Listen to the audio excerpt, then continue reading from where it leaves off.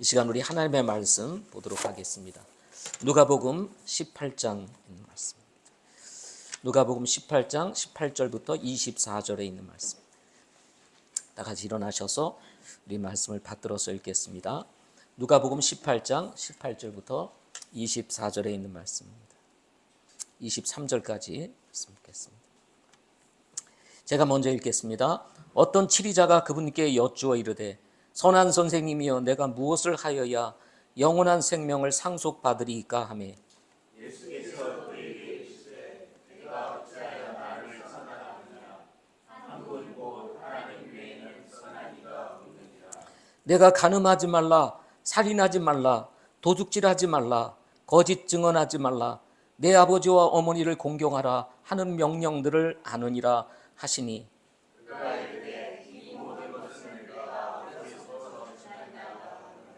이제 예수님께서 이것들을 들으시고 그에게 이르시되 내가 아직도 한 가지 부족한 것이 있으니 내가 가진 모든 것을 팔아 가난한 사람들에게 나누어 주라. 그리하면 하늘에서 내게 보화가 있으리라. 그리고 와서 나를 따르라 하시매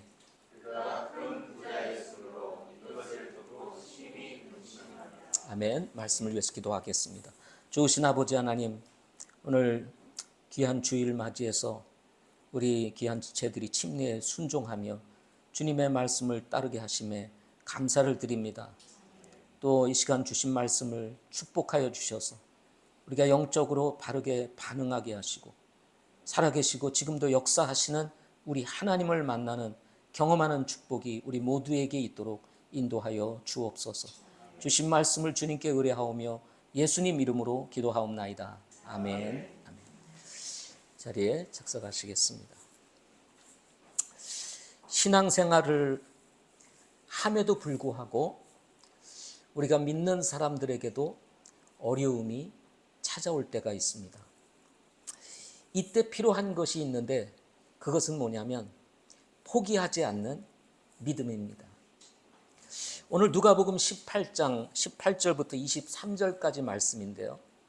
이 말씀 앞에 누가복음 18장 1절부터 나오는 말씀을 보게 되면 바로 포기하지 않는 믿음에 대해서 이야기를 합니다. 따라서 어렵고 힘들 때 우리는 하나님은 계시는가? 하나님이 살아계시는데 왜 이런 어려움을 나에게 주시나? 해서 마음이 하나님에게서부터 멀어질 수가 있습니다. 그러나 분명 하나님이 살아계시고 역사하신다면 바로 그때가 하나님을 경험할 수 있는 기회라고 하는 것입니다. 그래서 말씀을 통해서 우리에게 가르쳐 주는 것이 한 가지 있는데 그것은 뭐냐면 우리의 믿음은 포기될 수 있는 것이 아니라는 것입니다. 반대로 오늘 말씀에 나오는 이 말씀은 거꾸로 포기해야 하는 믿음에 대해서 말씀을 하고 있습니다. 앞에서는 포기하지 않아야 될 믿음에 대해서 얘기를 했다면 오늘 말씀에서는 포기해야 되는 믿음 또는 내려놓아야 할 믿음에 대해서 말씀을 합니다. 신앙생활에 있어서 정말 우리가 생각해야 될 두 가지가 있다면 그것은 뭐냐면 포기해야 될 것과 포기하지 말아야 될 것. 이 두 가지를 우리가 잘만 한다면 신앙생활을 아주 잘할 수 있다는 것입니다. 성숙한 그리스도인으로 자라갈 수가 있다는 것입니다. 몽골 국제학교 교수로 섬기다가 국제대학교를 세우기 위해서 몽골을 떠나서 인도네시아로 간 선교사님 한 분이 계십니다. 이분의 이름이 이용규라고 하는 선교사님이십니다. 이분이 자신의 모든 삶을 내려놓고 몽골로 가면서 몽골에서 쓴 책이 있습니다. 그 책이 바로 내려놓음이라고 하는 책입니다. 여러분 들어보셨어요? 내려놓음이라고 하는 책입니다. 물론 이분의 신앙을 제가 다 동의하지는 않지만 이분의 생애를 통해서 주님을 만난 이후에 정말 자신의 모든 지위와 그리고 밝은 미래를 내려놓고 정말 주님의 부르심에 순종하여 몽골로 간 이야기들을 담고 있는 그런 내용이라고 할 수가 있습니다. 이분이 내려놓음이라는 책에서 이렇게 이야기를 합니다. 삶은 하나님께서 주신 선물이고 은혜이것만 우리는 끊임없이 내 것을 주장하곤 한다. 내 생각, 내 욕심, 내 소유, 그렇게 내 것 챙기기에만 골몰할 때 하나님은 우리에게 모든 것을 내려놓으라고 말씀하신다. 이때 영적인 어린아이인 우리는 내려놓으면 빼앗긴다고 생각하여 선뜻 순종하지 못한다. 그렇다면 진정 내려놓음은 무엇이고 하나님은 왜 우리에게 내려놓으라고 하실까? 이 책에서 이영규 선교사는 내려놓음이란 나를 비우고 하나님으로 채우는 삶의 결단이라고 말합니다. 또한 하나님이 내려놓으라고 하시는 이유는 우리가 내려놓을 때 비로소 그것이 진짜 우리 것이 되기 때문이며 하나님이 우리에게 더 좋은 것을 주시려고 하기 때문이다 라고 이렇게 밝히고 있습니다. 이영규 선교사는 하버드 대학에서 박사학위를 받은 분이십니다. 미국 사람들조차도 들어가기 쉽지 않은 하버드 대학에서 박사학위를 받은 사람입니다. 그가 모든 것을 내려놓고 몽골로 가려고 할 때 주변 모든 사람들은 말렸습니다. 그렇지만 그는 자기의 미래에 더 밝은, 이 세상이 바라보는 밝은 미래보다는 주님의 부르심을 쫓아서 정말 몽골에 잃어버린 영혼들 그리고 학생들을 가르쳐 그들에게 복음을 전하고자 하는 이런 부르심이 있어서 결국 그 모든 것들을 내려놓고 몽골로 갔습니다. 몽골에서 사역을 하다가 또 인도네시아에서도 국제학교를 세운다는 소식을 듣고 초청을 했을 때 그는 기꺼이 그 몽골에서의 사역도 내려놓고 새로운 국제대학을 세우기 위하여 인도네시아로 갔습니다. 하나님의 부르심이 있다면 가지고 있는 모든 것들을 내려놓고 부르심에 응답하는 한 선교사의 이야기입니다. 오늘 말씀은 예수님께서 다시 오실 때 우리가 어떤 마음, 어떤 믿음이 필요한지를 전하는 예수님의 말씀 중에 하나라고 할 수가 있습니다. 믿음을 보기가 어려운 때에 우리에게 필요한 믿음은 무엇일까요? 그 믿음이 바로 내려놓음이라고 말씀하고 있는 것입니다. 그렇다면 우리가 내려놓음을 실천하며 살기 위해서는 어떻게 해야 될까요? 첫째, 주님과 다른 생각을 내려놓아야 한다는 것입니다. 오늘 성경에는 세상에서 부러울 것이 없는 한 사람에 대한 이야기로 시작이 됩니다. 이 사람을 성경에서는 어떤 치리자라고 이렇게 소개를 하고 있습니다. 같은 말씀을 기록하고 있는 마태는 그의 서신에서 어떤 치리자라고 말하고 있는 이 누가복음의 말씀과 달리 그를 청년이라고 기록하고 있는 것으로 우리가 나이가 어떤 나이인지 그가 어떤 시기의 사람인지를 말씀하고 있습니다. 여기서 치리자라고 하는 이 단어는 헬라어로 아르고니라고 하는 말인데요. 이 단어는 우두머리 또는 지도자 또는 통치자라는 의미로 신약 성경에서는 행정관리뿐만 아니라 바리새인들의 두령 그리고 회당장 또는 사내들인 공의회의 회원 그리고 집권자라고 번역을 하였습니다. 청년의 나이지만 그야말로 그 시대에 성공한 사람이었다는 사실을 이 단어에서 찾아볼 수가 있다는 말씀입니다. 뿐만 아니라 성경은 그가 큰 부자라고 소개를 하고 있습니다. 그는 젊은 나이에 남들이 가지고 있지 않는 것들을 가지고 있는 사람이었습니다. 성경은 어떤 경위로 이 사람이 청년의 나이에 치리자가 되었는지 그리고 부자가 되었는지에 대해서 말하고 있지 않습니다.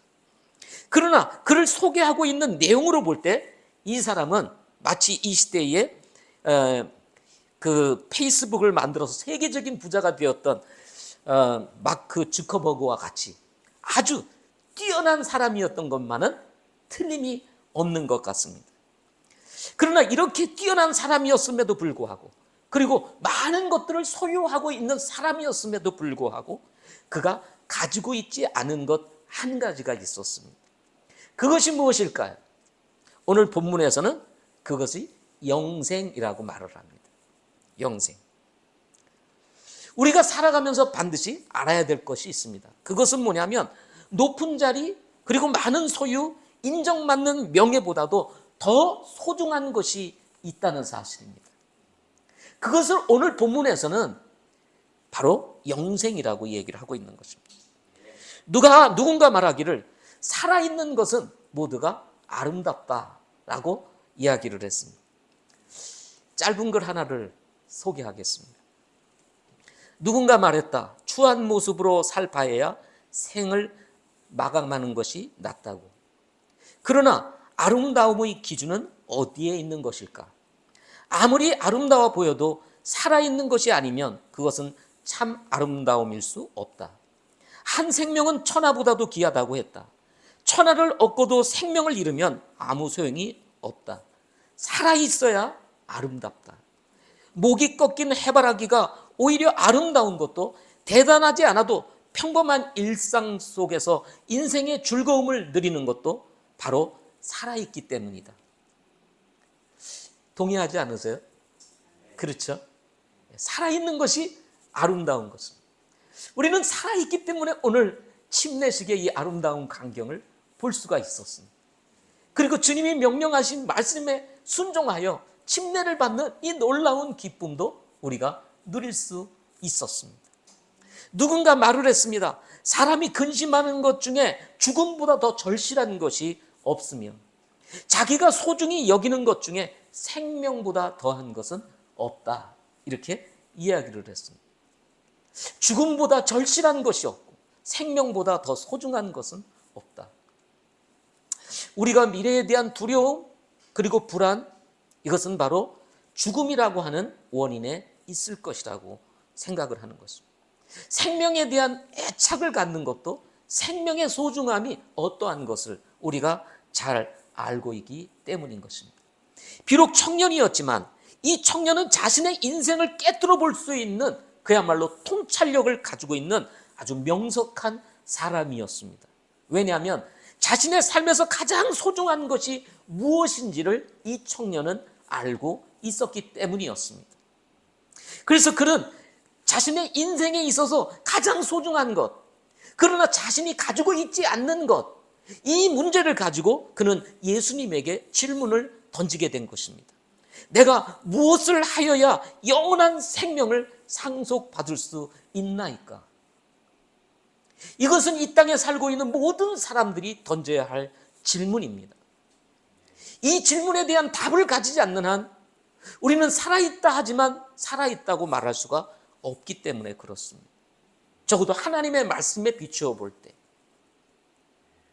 살아있는 것이 아름답다고 말할 때, 정말 이 영원한 생명의 문제가 해결되어 있을 때 우리는 아름다움을 이야기할 수가 있는 것입니다.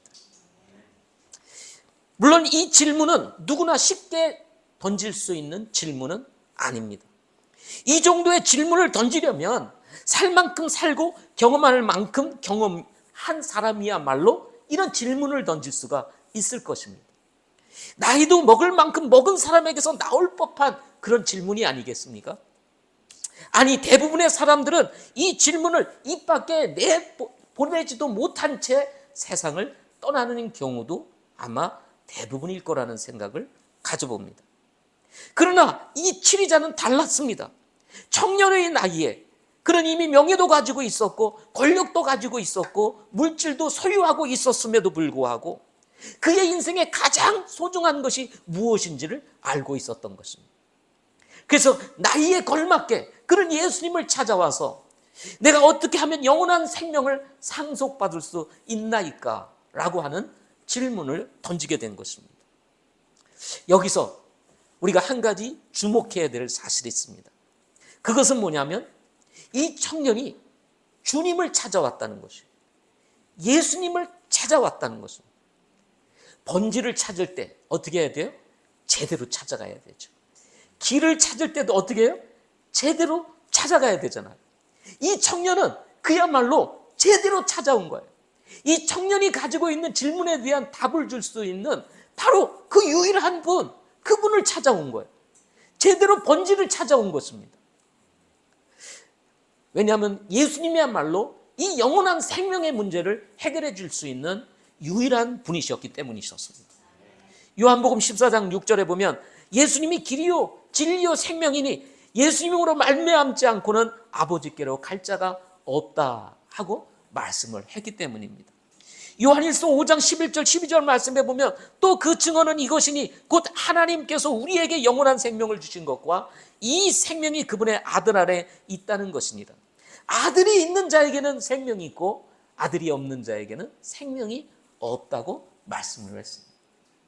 바로 예수님이 생명이요, 그분을 내가 마음에 영접함으로 그분이 내 안에 계시면 바로 그 생명이 우리 안에 있게 되는 것입니다. 그러나 문제는 이 치리자가 가지고 있는 생각이었습니다. 그러니 이 생명의 문제를 해결받기 위해서 예수님을 찾아온 것이 아니었습니다. 예수님만이 이 영생의 문제를 해결할 수 있는 분이라고 생각을 하고 찾아온 것이 아니라 예수님을 통해서 뭐를요? 방법을 찾기 위해서 왔다는 것입니다. 그래서 그는 이렇게 질문을 던집니다. 선한 선생님이요, 내가 무엇을 하여야 영원한 생명을 상속받으리까? 어떻게 하면 내가 영원한 생명을 상속받을 수 있습니까? 하고 찾아온 것입니다. 방법을 구한 거예요. 그래서 예수님을 주라고 부르지 아니하고 주여 내가 어찌하면 영생을 얻을 수 있습니까? 라는 질문을 던져야 되는데 그는 예수님을 주님으로가 아니라 뭐로요? 선생님으로 찾아온 게 됩니다. 배우러 온 거예요. 한 수 배우러 온 것입니다. 영원한 생명이라고 하는 것은 배움으로 이루어지는 것이 아닙니다. 예수님을 인격적으로 만나야 되는 것입니다. 마태도 같은 말씀을 통해서 내가 무슨 선한 일을 하여야 영원한 생명을 얻을 수 있습니까? 라고 이렇게 기록하고 있습니다. 무슨 선한 일을 해야? 단지 이 치리자는 그것을 모르고 있었을 뿐이에요. 그러니 그것을 나에게 알려주세요. 내가 행하겠나이다 라고 하는 생각을 가지고 있었던 것입니다. 다른 말로 얘기하면 번지수를 제대로 알고 찾아오기는 했지만 그가 가지고 있었던 문제는 뭐냐면 바로 주님과 같은 생각을 가지고 있지 않았다는 것입니다. 생각이 잘못되어 있었다는 거예요. 그릇된 생각을 가짐으로 인해서 자신이 가지고 있는 깊은 내면의 질문의 문제를 해결할 수 있는 기회를 그는 놓치고 말았다는 것입니다. 영원한 생명은 선한 행위에 근거를 두고 있는 것이 아니라 바로 하나님께 속한 것이기 때문인 것입니다. 결국은 청년은 선생이 아니라 위대한 메시아, 인류를 구원하시기 위해서 오신 구원자 예수님을 인격적으로 만나지 못하고 예수님에게서 돌아섰다라고 하는 내용이 성경에 기록하고 있습니다. 23절을 보십시오.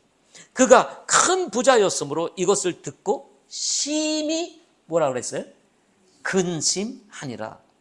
같은 말씀을 기록하고 있는 마태복음 19장 22절에서는 뭐라고 기록했냐면 근심하며 갔다고 얘기를 합니다. 근심하며 어떻게? 갔다. 결국은 예수님을 만날 수 있는 기회를 놓치고 그는 예수님에게서 돌아서서 그는 떠나가 버리고 말았던 것입니다. 저는 신앙의 원리도 같다고 생각을 합니다.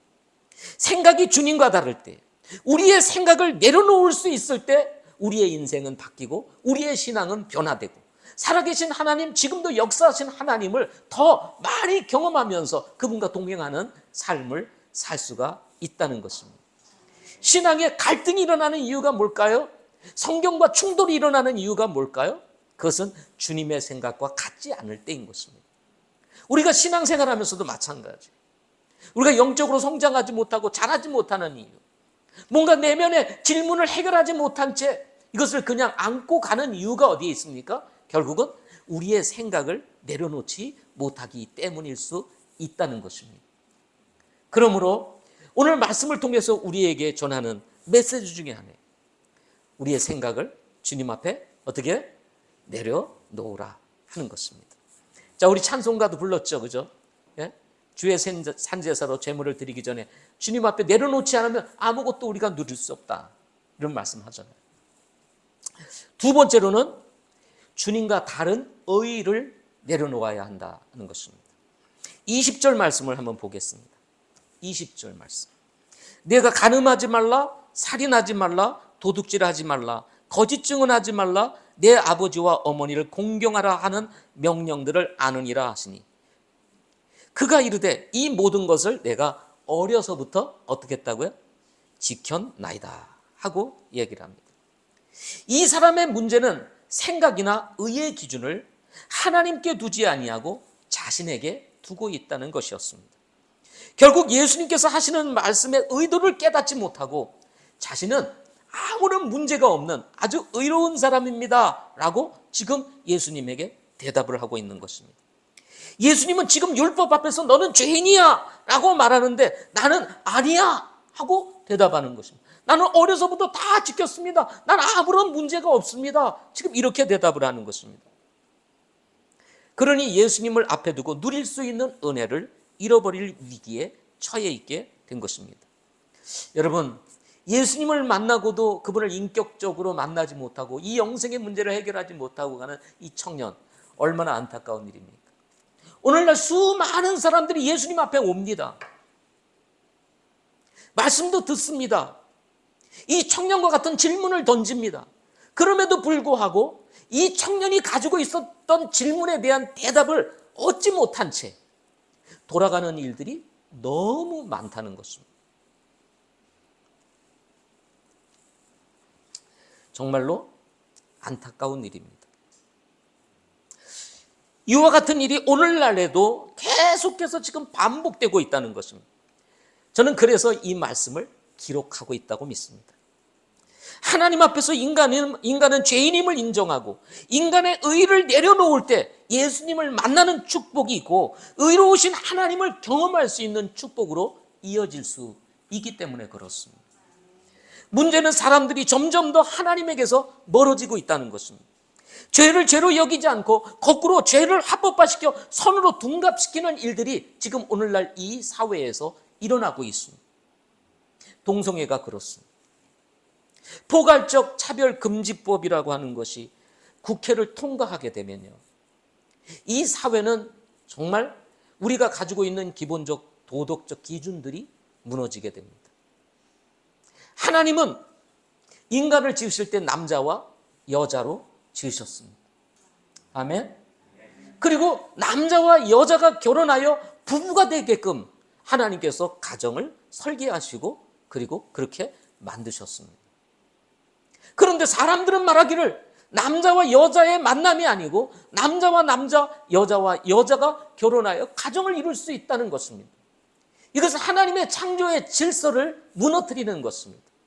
인간이 가지고 있는 기본적 윤리를 무너뜨리는 일인 것입니다. 이 포괄적 차별금지법이 국회를 통과하게 되면 성경에서 말하고 있는 이 동성애가 죄라고 하는 사실을 이 강단에서 말할 수가 없게 된다는 것입니다. 죄를 죄라고 말할 수 없는 사회가 된다는 것입니다.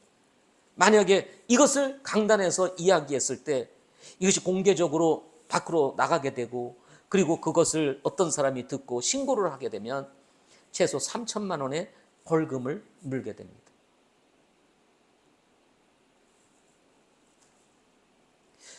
부끄러움이 떳떳함으로 바뀌고 있는 세상입니다. 우리 이혼 영제를 통해서 들어보면 이 국제학교에도 선생님들이 이런 사람들이 있다는 것입니다. 그래서 무지개색을 딱 교실에다가 자기 담당하는 그 교실에다가 딱 그려놓고 자신이 어떤 사람인지에 대해서 분명히 얘기한다는 거예요. 화장실도 남녀가 아니라 그 중간에 있는 것을 만들어 달라고 요청을 한다고 해요.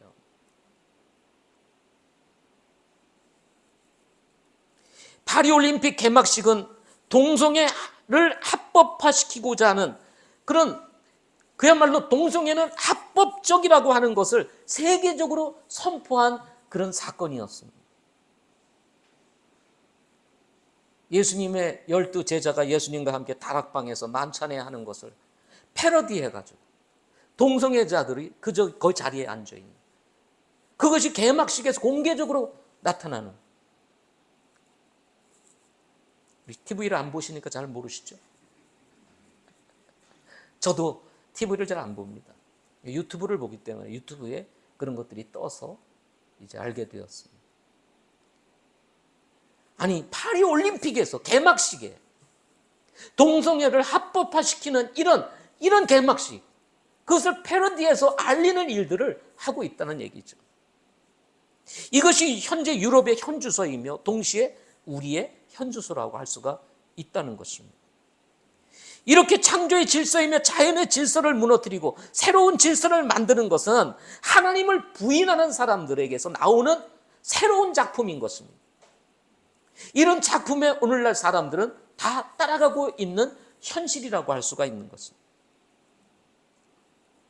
이것을 인간의 의로 생각하는 이런 시대에 우리가 살고 있는 것입니다. 우리가 가지고 있는 것은 굉장히 고리타분하고 인간의 권리를 착취하는 것으로 여겨짐으로 인해서 오히려 법적으로 문제가 되는 일들이 거꾸로 생겨나게 되는, 다른 말로 얘기하면 우리가 죄인이 된다는 것입니다. 우리가 죄인. 동성애를 하는 사람들이 의인이 되고 그것을 죄라고 말하는 우리들이 죄인이 되는 이런 시대가 돼버리고 만다는 것입니다. 그리스도인들은 이런 변질된 세상의 흐름을 저는 경계해야 된다고 믿습니다. 믿는다고 하면서도 이것을 인정하고 받아들이고 어떠냐고 얘기한다는 것은 그것은 정말 성경을 모르는 사람들의 이야기일 수 있다는 것입니다. 우리가 하나님을 알고 성경을 안다면, 그리고 우리가 바이블 빌리버라면 우리는 그것을 인정할 수가 없는 것입니다. 우리하고 다른 교단에 속해 있는 목사님이시지만 제가 우리 서 목사님을 통해서 들었는데요. 저 경남 지역인가요? 그런 지역에 큰 교회를 하는 세계로라고 하는 교회 하시는 목사님이 이 동성애를 반대하는 일에 앞장서고 있는데 최근에 그런 얘기를 했다고 합니다. 자기가 이제 곧 여름이 되면 휴가를 내어가지고 서울에 있는 큰 교회 목사님들을 만나가지고 이 동성애를 반대하는 집회를 국회에서 열었으면 좋겠다. 적어도 한국 이 교회들이 얼마나 많습니까? 목사님들 몇 분만 마음을 합치면 적어도 국회에 100만 명은 모일 수 있지 않겠느냐. 국회에 사람이 있든 없든 100만 명의 기독교인들이 국회에 모여서 동성애를 반대하는 그런 모임을 가졌다고 한다면 그것을 합법화시키는 것이 쉽지 않을 것이다. 저는 굉장히 멋진 일이라고 저는 생각을 합니다.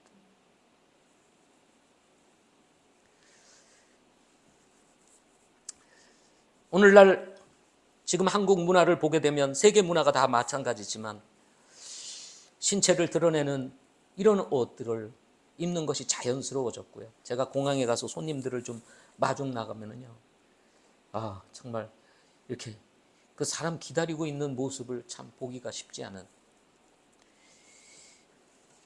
그런데다가 또 여러분은 제가 어떻게 되는지 모르지만 문신을 하는 사람들이 점점 늘어나고 있습니다.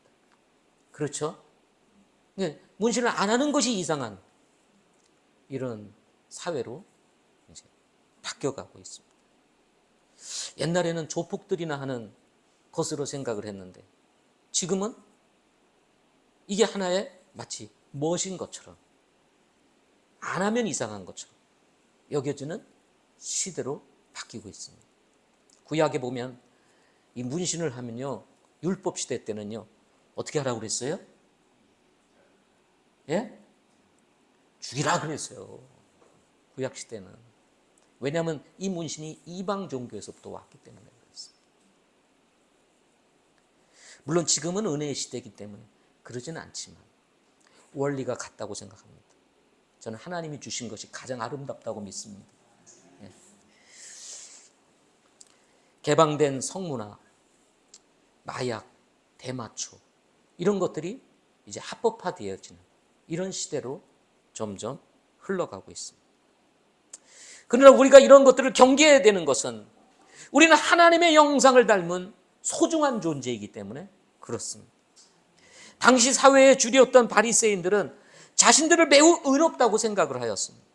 그러나 그들의 의는 위선과 형식으로 포장되어 있었습니다. 상대적으로 위선과 형식에서 멀리 있었던 세리들과 같은 사람들을 매우 가볍게 여겼습니다. 문제는 이런 바리새인들에 대한 예수님의 생각입니다. 예수님은 어떤 생각을 가지고 있어요? 자신을 의롭다고 생각하는 이 바리새인들을 향하여 가지고 계시는 예수님의 생각은 어땠냐는 것입니다. 마태복음 23장 25절부터 26절에 보면 이런 말씀이 나옵니다. 서기관들과 바리새인들, 위선자들아, 너희에게 화가 있을지어다. 너희가 잔과 대접의 겉은 깨끗이 하되 그 속은 강탈과 과도함으로 가득하게 하는도다. 너 눈먼 바리새인아, 먼저 잔과 대접의 속에 있는 것을 깨끗하게 하라. 그리하면 그것들의 겉도 깨끗하게 되리라. 서기관들과 바리새인들, 위선자들아, 너희에게 화가 있을지어다. 너희는 마치 회칠한 돌무덤 같도다. 그것은 겉으로는 참으로 아름답게 보이나 속에는 죽은 사람의 뼈와 모든 부정한 것으로 가득하도다. 이와 같이 너희도 겉으로는 사람들에게 의롭게 보이나 속에는 위선과 불법으로 가득하도다. 이것이 당시 바리새인들의 의로운 모습이었습니다. 겉으로는 깨끗합니다. 겉으로는 의롭습니다. 종교적인 형식을 갖추어서 시간이 되면 기도를 합니다. 남들이 볼 때는 참으로 믿음이 좋은 사람처럼 보였지만은 예수님이 보는 시각은 아니었습니다. 속으로는 완전히 썩어 있는, 위선으로 가득 차 있는 바리새인들의 모습을 우리 주님께서 지적하고 있는 것입니다. 바로 이 마태복음 20장에 23장에 있는 이 말씀이 바로 바리새인들의 진짜 모습이었다는 거예요. 진짜 모습. 그런데 이것이 바리새인들만의 모습일까 하는 것입니다. 이것이 우리들의 모습일 수 있다는 것입니다. 자칫 우리가 예수님을 믿는다고 믿지 않는 사람들을 정죄하고 뭔가 무시하고 보이지 않게 가볍게 여기고 구원받지 않은 사람들, 믿지 않는 사람들 하면서 우리가 바리새인들과 같이 우리가 정죄할 수 있기 때문에 그렇습니다. 여러분, 주님은요, 죄인을 사랑하십니다. 주님은 어떤 사람을 사랑해요?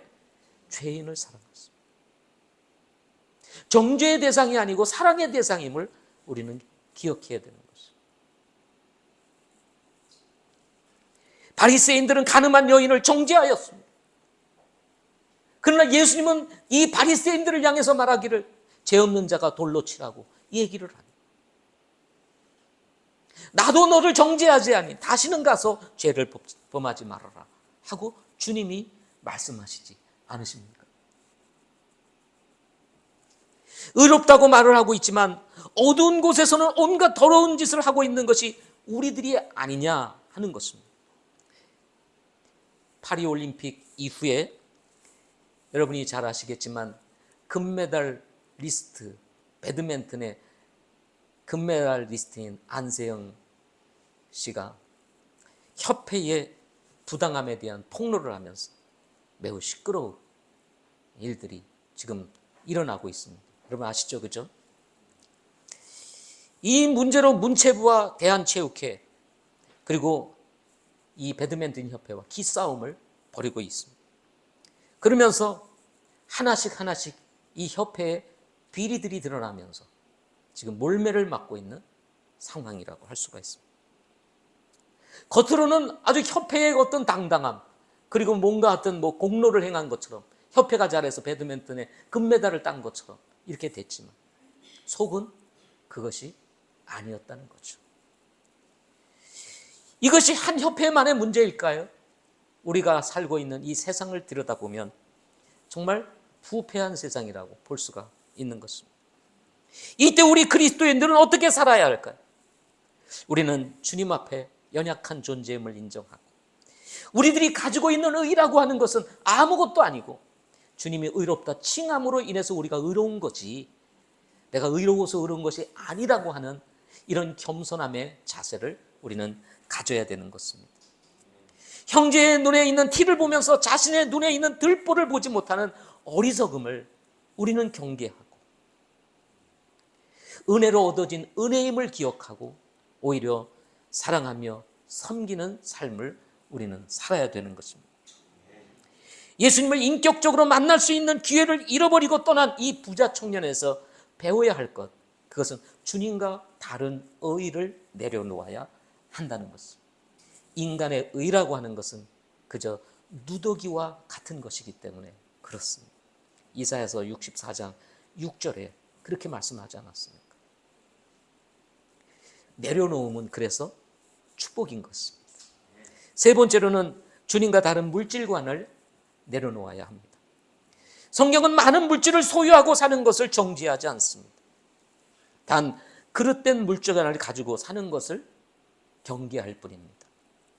왜냐하면 하나님께서 머물러 계셔야 할 자리에 만몬이라고 하는 이 물질의 힘이 자리를 잡고 다스릴 수 있기 때문입니다. 물질을 사랑함이 일만하게 뿌리가 된다라고 디모데전서 6장 10절에서 말씀하셨습니다. 오늘의 주인공 부자 청년은 자신은 율법을 어려서부터 지켰다고 말함으로 인해 가지고 이제 예수님의 시험에 통과하지 못하게 되는 결과를 가져오게 됩니다. 예수님이 율법을 제시했을 때 저는 주님 앞에 죄인입니다 하고 고백했어야 되는데 나 다 지켰다고 말을 함으로 인해서 주님이 던진 이 시험에 테스트를 하지 못하고 그는 통과하지를 못하게 되었습니다. 이 시험을 가지고 우리 주님께서 뭐라고 그랬어요? 너에게 한 가지 부족한 것이 있으니 너의 재산을 팔아서 어떻게 하라 그랬어요? 가난한 자들에게 주고 나를 따르라 하고 이렇게 말씀하셨습니다. 여러분, 이거 정말 쉽지 않은 일이죠? 그 많은 돈을 다 팔아가지고 우리 요즘 권상우 형제가 사업이 잘 돼가지고 돈을 잘 벌고 있을 텐데 그거 다 팔고 나를 따르라 그러면 따를 수 있을까 모르겠네.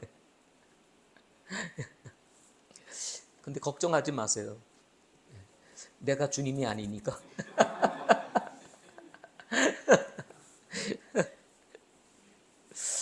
근데 이 말씀의 의도를 우리는 잘 알아야 됩니다. 여기서 과연 재산을 다 팔아서 가난한 사람에게 나누어 주고 주님께서 나를 빈손으로 나를 쫓아라 이런 의미일까요? 주님은 한 번도 그런 적이 없으십니다. 성경을 보게 됩니다.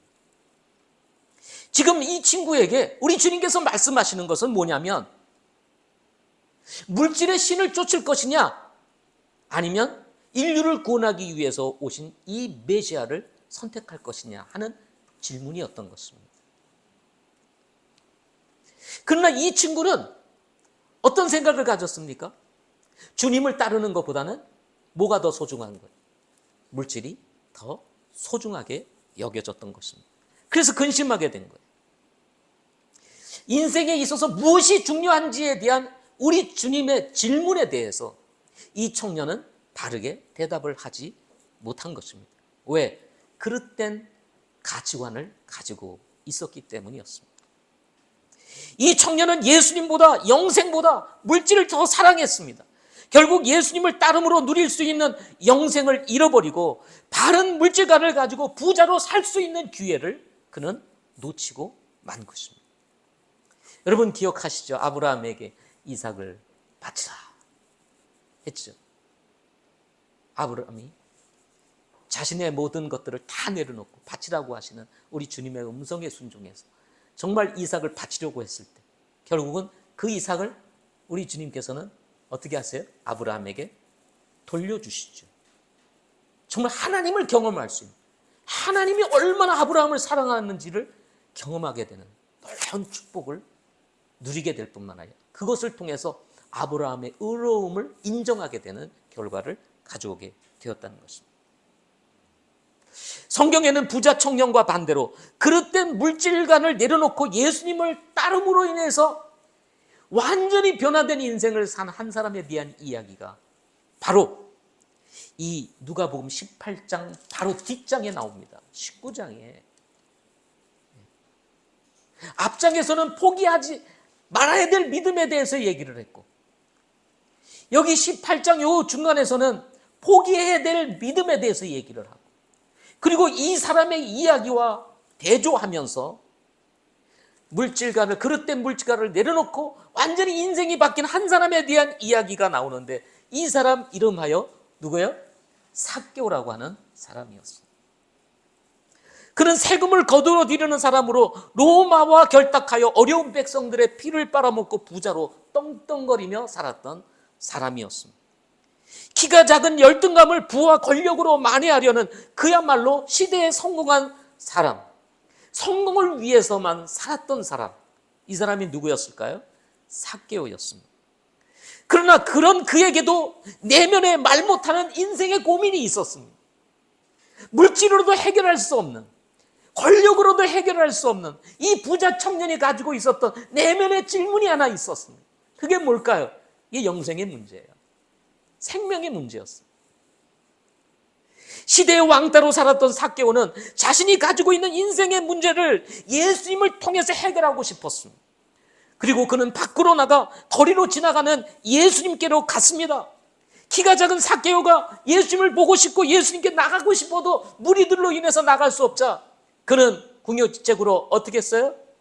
돌무화과 나무 위로 올라가게 됩니다. 예수님을 너무 보고 싶었던 거예요.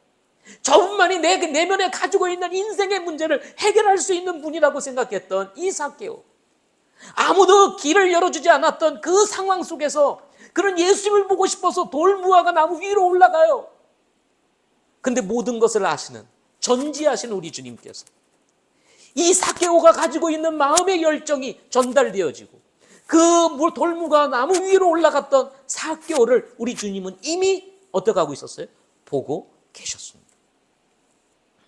그리고는 우리 주님께서 이 열정을 가진, 주님을 만나고 싶은 그런 열정을 가진 이 삭개오를 향해서 삭개오야 내려오라 하고 개인적으로 부르십니다.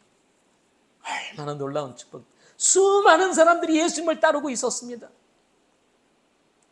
어떻게 보면 삭개오라고 하는 사람은 저 뒤에 보이지도 않는 사람이었어요. 그런데 주님은 바로 그 삭개오, 주님을 만나고 싶은 열망, 진짜 자신의 인생의 문제를 해결하고 싶었던 이 삭개오를 주님은 이미 알고 계셨던 거예요. 그리고는 만나 주셨습니다. 내가 오늘 너의 집에 유하리라. 그랬더니 이 삭개오가 주님을 만나는 순간 벌써 삶의 변화가 찾아오기 시작했어요. 자신이 가지고 있었던 인생의 문제가 무엇인지를 알고 있었습니다. 그래서 주님께 이렇게 얘기를 합니다. 내 재물의 절반을 가난한 사람들에게 주고 만일 내가 거짓 고소하여 어떤 사람에게서 무엇인지 빼앗았으면 그에게 4배로 갚겠나이다 하고 완전히 물질관이 바뀌게 됩니다. 이때 예수님께서 말씀하십니다. 그 말을 딱 듣는 순간 우리 주님께서 삭개오에게 대답하시는 거예요. 뭐라고요? 예수님께서 그에게 이르시되 그도 아브라함의 자손인즉 이날 구원이 이 집에 이르렀도다. 민족의 뭐예요? 배신자와 같은, 어떻게 보면 매국노와 같은 이 삭개오, 아무도 인정하지 않고 민족을 팔아서 부자로 살아가는 이 삭개오를 누구도 인정하지 않고 왕따를 시키는 이런 시대적 상황 속에서 우리 주님은 이 삭개오의 변화를 보고 뭐라고 그랬습니까? 그도 아브라함의 자손이라는 얘기입니다. 네. 그도 아브라함의 자손. 구원을 누릴 수 있는 은혜가 저를 위해서 남겨져 있다라고 하는 사실을 밝히면서 이날 구원이 이 집에 어떻게 해요? 이르렀도다.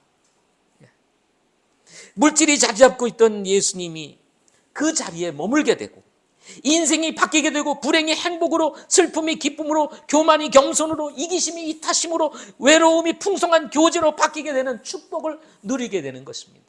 이 삭개오 인생에 저는 여러분과 여러분의 자녀들이 부자로 살기를 축복합니다. 그렇게 살고 싶죠? 그렇죠? 예. 그것도 성경적인 물질관을 가지고 삶으로 인해서 사랑받고 존경받는 그리스도인으로 살아가기를 소망합니다. 저는 우리 그리스도인들이 잘 살았으면 좋겠어요. 그래야 우리 믿는 것에 의미가 있잖아요. 무시도 당하지 않고. 그러나 부자도 하나님께서 내시고 가난한 자도 하나님께서 내신다고 하십니다. 부자로 살지 가난한 자로 살지 우리는 모른다는 것입니다. 그러나 중요한 것은 부르심이 어떠하든지 부자로 부르셨든 가난한 자로 부르셨든 어떠하든지 우리가 그릇된 물질관을 내려놓고 성경적인 물질관을 가지고 살아간다면 저는 그것이 축복이라는 것입니다. 그것이 즐거움이라는 것입니다. 결론입니다. 내려놓는 믿음은 이 내려놓는 믿음을 보기가 어려운 시대입니다. 사람들은 점점 자기중심으로 살아가고 있는 이런 시대로 바뀌어가고 있습니다. 개인의 권리를 아주 당당하게 추구하고 이제는 섬기기보다 취하는 쪽으로 방향이 자꾸 흘러갑니다. 어른도 잘 알아보지 못하고 오직 자기만의 세계를 추구하며 살아가는 이런 시대에 우리가 살고 있습니다. 그것이 포스트 모더니즘 시대의 뭐라 그럴까요? 특징이라고 할 수가 있는 거죠. 예수님은 이 이야기를 통해서 우리에게 교훈을 남기고 싶습니다. 재물을 가진 자가 하나님의 왕국에 들어가는 것이 얼마나 어려운가. 낙타가 바늘기로 지나가는 것이 부자가 하나님의 왕국에 들어가는 것보다 쉬우니라 하는 말씀을 주십니다.